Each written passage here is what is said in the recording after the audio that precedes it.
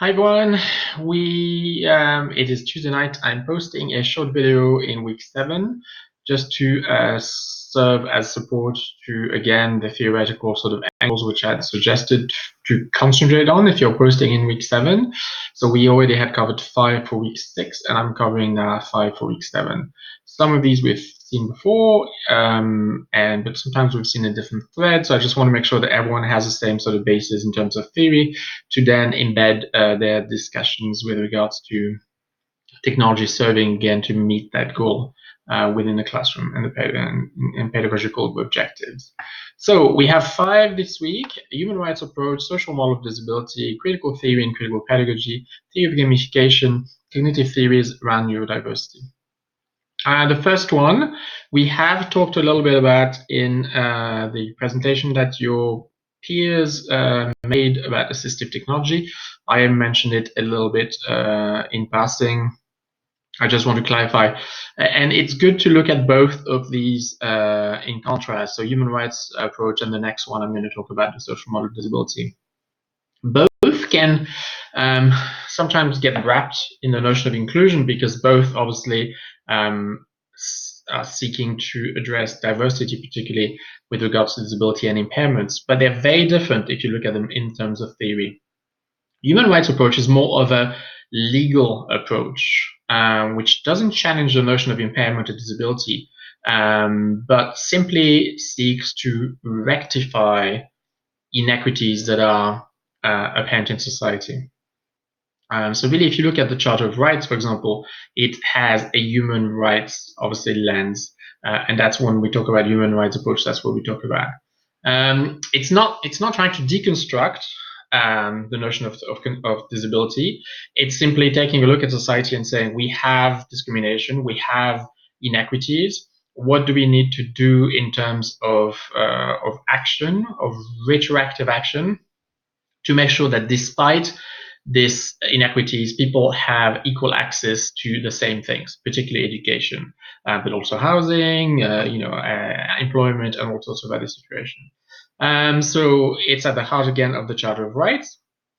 A human rights approach simply tries to put people back in a situation of equity.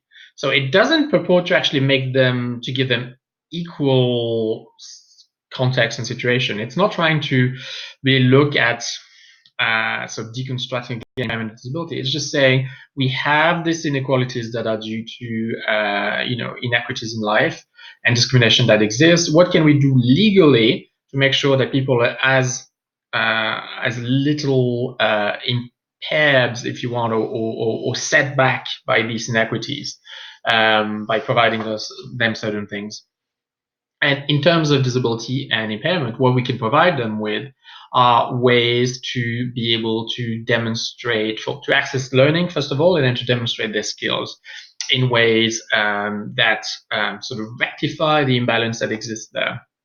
So that's where assistive technology really comes in, because originally assistive technology is really a remedy. It's really looking at it from a legal perspective and a human rights lens, saying there are inequities. If someone has a disability, they come into a system that's not designed for them. They're not able sometimes to either hear or see or move and be in a classroom like others. Therefore, we are going to provide them certain tools. What's what we call normally retrofitting. So retrofitting is this notion that after the fact, after discrimination has already occurred, you're offering something that allows people to feel that discrimination as little as possible and to have access to as many of the opportunities that other people have access to. And that's what technology has served, as the purpose that technology has served for many decades. So this flows from the civil rights movement, which has led to a whole bunch of legislation: the ADA, American with Disabilities Act in the US, the Charter of Rights in Canada, and so. From the 70s civil rights movement comes this legislation. This legislation seeks to impose retrofitting measures, meaning that you have to do certain things to try and rectify these inequities. And this is very concrete, very tangible. And in education, that means providing assistive technology, also providing things like extra time. But technology obviously is a large part of that and comes in the form of assistive technology. So when you're discussing, your practice, your practices within this section, you will probably have lots of examples of human rights approach, or technical use in the classroom that aligns itself with the human rights approach, because it has given the flavor to what most of what we do in the classroom for the last sort of 3 decades. And most of the practical experiences that you've had with assistive technology is aligned with this human rights approach. Okay, the next one, social model visibility, is very different, and I've started talking about this following the presentation on assistive technology last Sunday, and I put a few notes already in Moodle. Social model of disability. If you go back to the discussion starter, which I placed either in the first section or in Unit 1, I already discussed social model of disability. I placed a couple of videos. I'm not going to do it again, but you can go back there and you will find the PowerPoint, you will find the videos. In particular, I placed videos of a Judith Butler video called Examine Life, where she talks to an artist in San Francisco who is a wheelchair user, and they discuss social model of disability.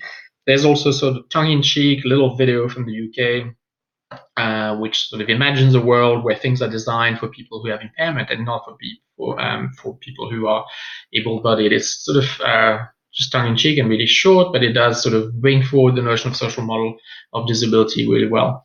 The social model of disability is a sociological theory which looks at disability and deconstructs it and argues that it is not an inherent feature of people. It is not a label that people inherently are born with or without, but that instead disability occurs when there's a lack of fit between a person's embodiment and certain expectations of the environment. So therefore, you are not disabled because you're a wheelchair user. It's the example that Judith Butler uses in the video. You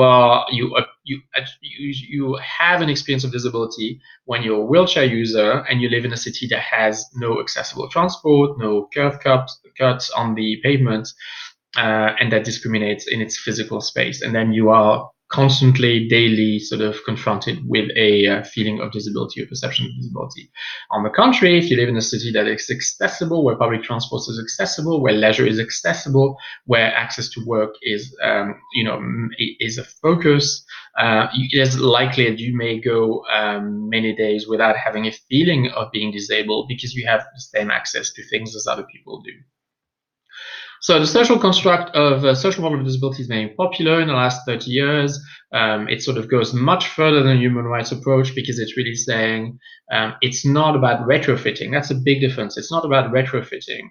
It actually says if we take a sociological sort of lens, we can deconstruct this and see that really it's not a matter of waiting till we see where there's inequity and trying to fix it after the fact with measures such as technology, but in fact, we should actually look at why people have a feeling of disability in the first place. And when they do, it's because we design in a sort of centric way. We design as, for a certain type of people with a certain type of ability, and we forget that there's actually diversity in our population.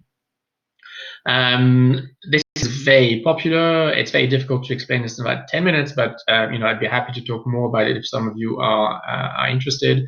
Other common examples, for example, in anthropology, you will have several examples. Martha's Vineyard, there's a few communities in Mexico too, where people are often born genetically deaf. And there's been a lot of work done by anthropologists in these communities in Martha's Vineyard in the first place, where we've seen that historically schools have taught both languages, spoken English or spoken Spanish, and then they've actually also taught sign language. And that therefore everyone has been bilingual in these communities, and the people have not had a perception of deafness as a disability because people always sort of were, versatile in being able to switch from one to the other. So these are examples anthropologically or sociologically that show us that really if we look at this from a perspective of design, if we design with an inclusive purpose in the first place, we don't need the retrofitting. So that's why it's very different than a human rights approach. It's actually about making sure that we think about the diversity of our users before we design, and then designing with the widest possible sort of amount of flexibility so that we are not only providing services or providing products to people who are, have exactly the same embodiment as we have. This is very popular in a lot of what I've started discussing on Sunday about inclusive design and accessibility seen in terms of design. So, this is where universal design for learning fits. Also, notions of inclusive design. There's a lot of work being done at the Ontario College of Design. They have an inclusive design center there that focuses on that too. All of different practice sort of practices and approaches in the classroom, but that all really focus on putting the burden back on the teacher and saying it's not about providing retrofitting, it's not about providing accommodation, it's not about providing assistive technology.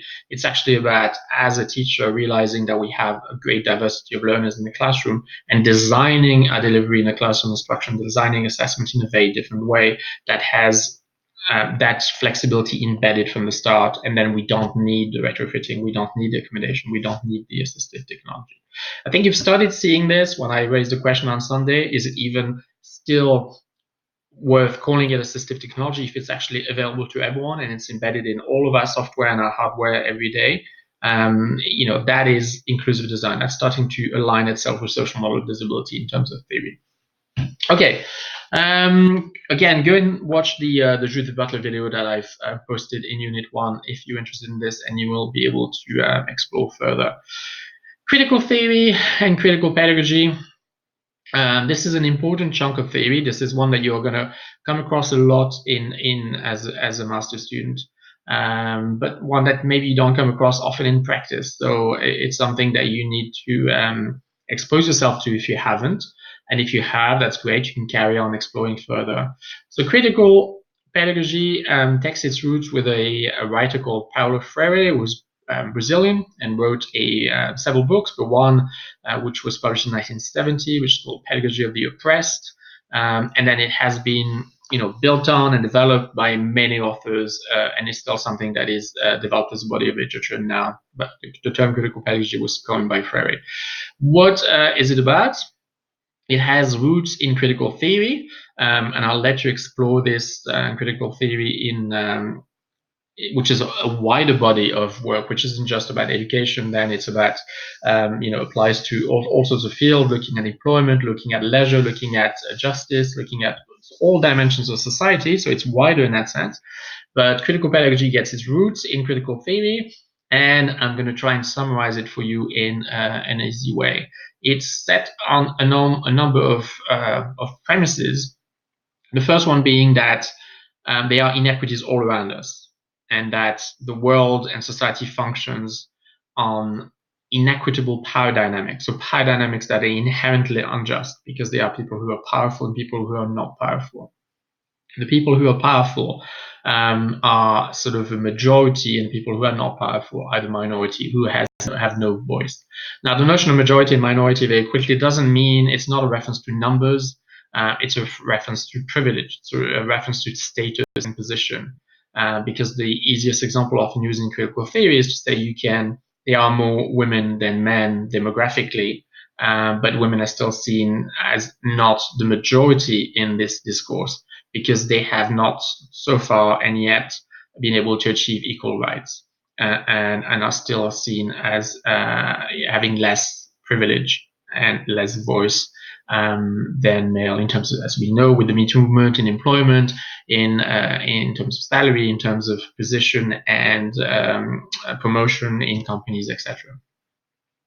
From that premise, Freire proposes that teachers, instead of doing what they do now, which he compares to being factory workers, he says it's like really a traditional teacher is a sort of a production line worker whose only really incentive is to get people through and get them to think as little as possible and comply with the things that are sort of dumped into them. So he compares traditional education to dropping coins in a sort of piggy bank. It's what often referred to as the banking model. So the banking model is this notion of piggy bank, and that the teacher just drops knowledge into them and they passively receive it. So he challenges this, says that teachers need to push themselves to do much more than that. And then he suggests a process, and that's what is the heart of critical pedagogy. And the heart of critical pedagogy is a 4-step process by which the teacher embracing this role of challenging this traditional model of education, decides to, first of all, create awareness in learners that they may be disempowered and that they may be the minority which is victim of this inequitable power dynamics in society. Why create awareness? Because you may be marginalized and oppressed and not actually realize that you're marginalized and oppressed. Because again, you're on that sort of factory chain where you are passively being done things to. And so the first step is to actually provide things. How do we do that? We do that by suggestive readings, by bringing certain concepts in classroom, but creating that understanding, first of all, in the learner that they are oppressed and marginalized. The second point is to identify the voice of the learner, because often people who've been oppressed, marginalized, don't have a voice. So to develop and nurture that voice. The third step is to amplify that voice. So to take the means within the classroom and within education to actually make sure that as a person finds their voice, it is amplified and it is heard.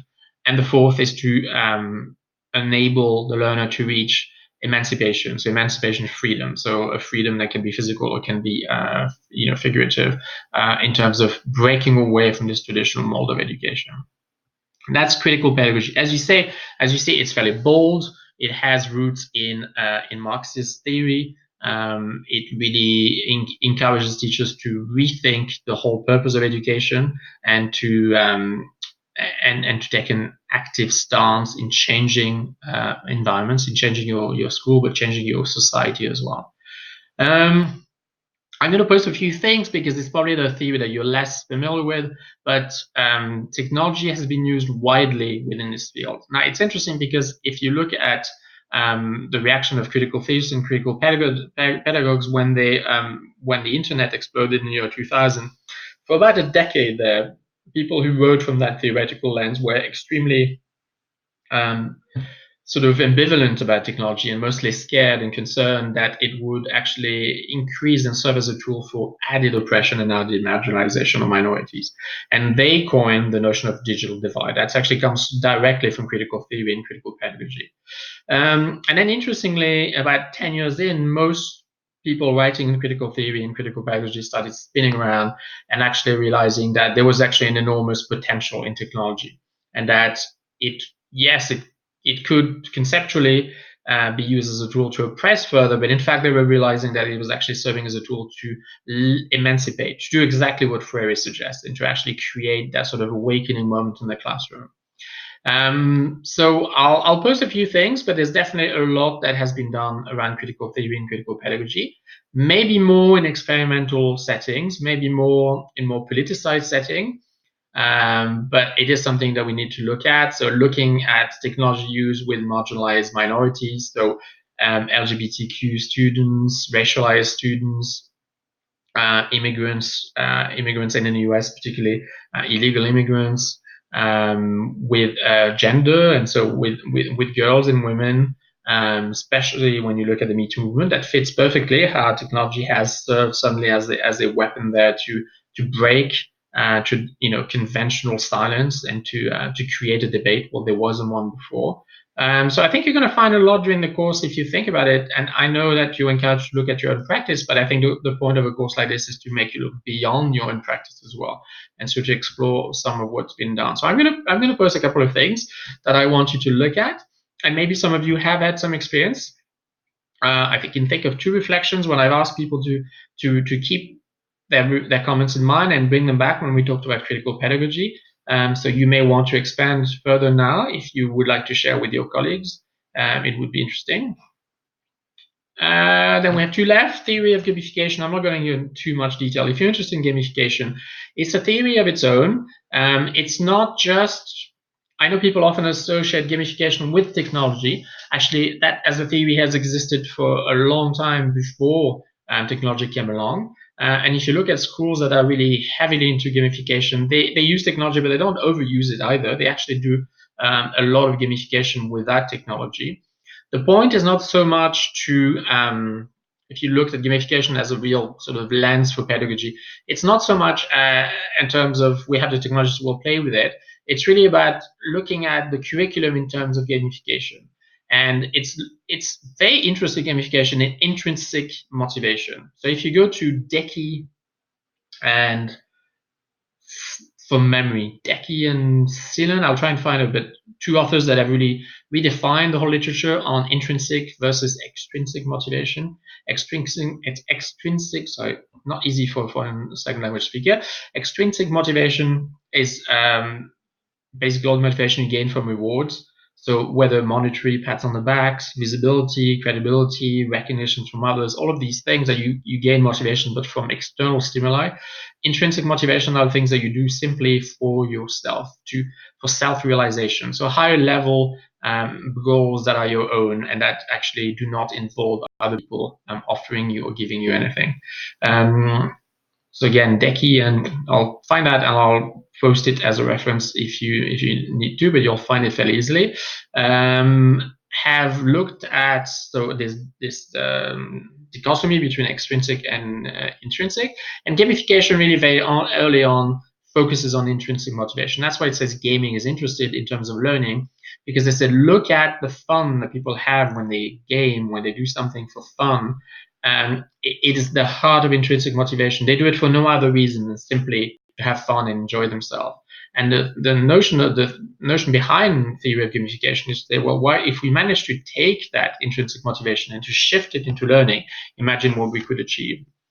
And so there's already been a video which I posted in the media sources, I think in Unit 1, which looked at Quest schools, I think they're called, and it's a school in New York, which is all based on gamification. So really rethinking the curriculum in terms of gamification, working with that intrinsic motivation of the learner.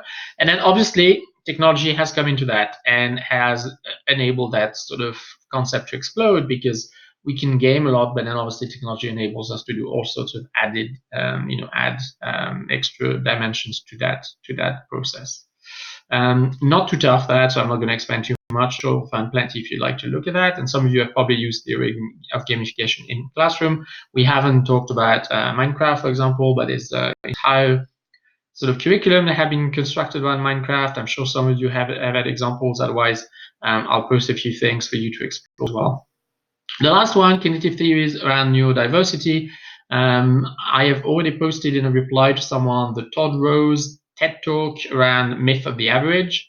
I think it's the best introduction to that. So there's a lot of writers, but certainly Todd Rose at Harvard and his colleague David Rose, who's the founder of UDL, they really both used vocabulary, and they're both neuro specialists. So they really start as specialists of the brain.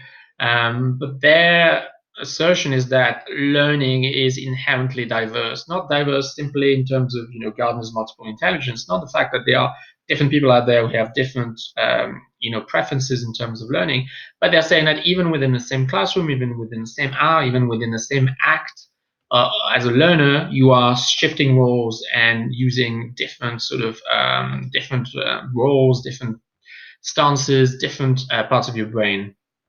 And they will say things like David Rose says, quoting sort of from memory, that people's learning is as individual as their fingerprints.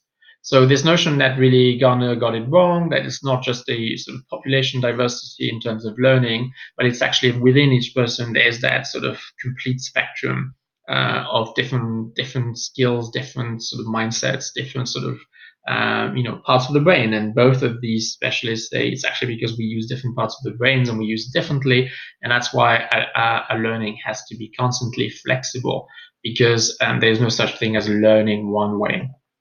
So have a look at Todd Rose's TED Talk. It's like 12 minutes, Myth of the Average, pretty good. He's written a book afterwards, which has been a bestseller. Not an academic book, just a general sort of nonfiction bestseller. David Rose, if you go to any of the original sort of post videos that are on the CAST site, so CAST, which is the center that sort of that David Rose started and that developed this model of UDL, a lot of those videos are really focusing on that, on the fact that we are diverse in our learning, and we need to create teaching and learning that is also completely flexible and completely personalized, so that we're actually able to tap into everyone's sort of needs. You've seen the art school video as well that was posted early on. So most of this goes towards this notion of hyper-personalization of learning, and we discussed that already. The fact that it is almost unrealistic to plan lessons or plan sort of a curriculum that will serve everyone, and that in fact we have to embed as much flexibility into that and hyper-personalize to the extent that we can. Obviously, before technology, it was very hard to hyper personalize. The only thing you had to rely on was differentiation. And if you go back to Carol Tomlinson's work, I've often had classes on inclusion, and I'd be the first one to say, we can look at all this, we can discuss differentiations, but it's very tough. Even if you look at the model, it's actually very tough, because it still sort of argues that you don't have special needs, you don't have mainstream, you have acknowledge the fact that you have multiple ability classrooms. You walk in and you sort of assess the needs that you have, and you transform your lesson into multiple avenues right there and then. Well, that's very tough to do. There's not many teachers who are able to do that in front of a class of 24. So differentiation, I think that's why there's been so much frustration with differentiation. It's a complete juggling act. Maybe an act that people like Tomlinson or people at the end of their career can do in an almost sort of innate, sort of natural way. But for a young teacher or someone who's starting off, it's actually very hard to do differentiation. But that has changed, because now we have technology. And now you don't have to run around the room and offer the same content in 4 different formats. You can actually plan this ahead and actually have exercises or videos or websites, interactive website, and things that will help you break down the same concepts into different avenues, and therefore enable you to offer that diversity every time in every class using technology. So that's where technologies come in there. Again, watch the Todd Rose video on myth of the average. I think he makes the point really succinctly in about 12 minutes, and you'll get the essence of that as a theory. If you can't find it, don't necessarily spend too much time looking around, because I posted as a reply to someone on one of the forums. But simply go on Google, Todd Rose, TED Talk, and it's in Sonomo. It's not one of the main TED Talks, it's a Sonomo TED Talk, so you're going to find it without problem. It's called Myth of the Average. He talks about airplanes, so I'll let you enjoy that ride while he leads you into talking about airplanes and the US Air Force. I think this is it for week 7, so I hope you do get to engage on this. I know I'm forcing you to think in terms of theory, but I think it's really important at this late stage in the course, because as I continue to argue, I think that we can discuss endlessly technology and its different uses, where we not to suddenly realize that people only argue about technology because really deep down they argue about things that are much more fundamental.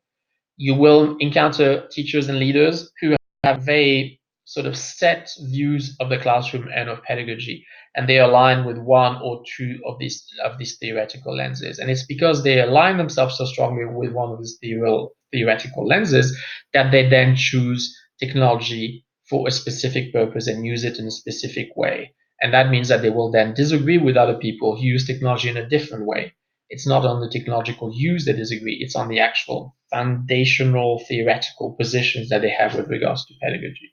Okay, so that's why I'm forcing you to think in this way for sections for week 6 and 7.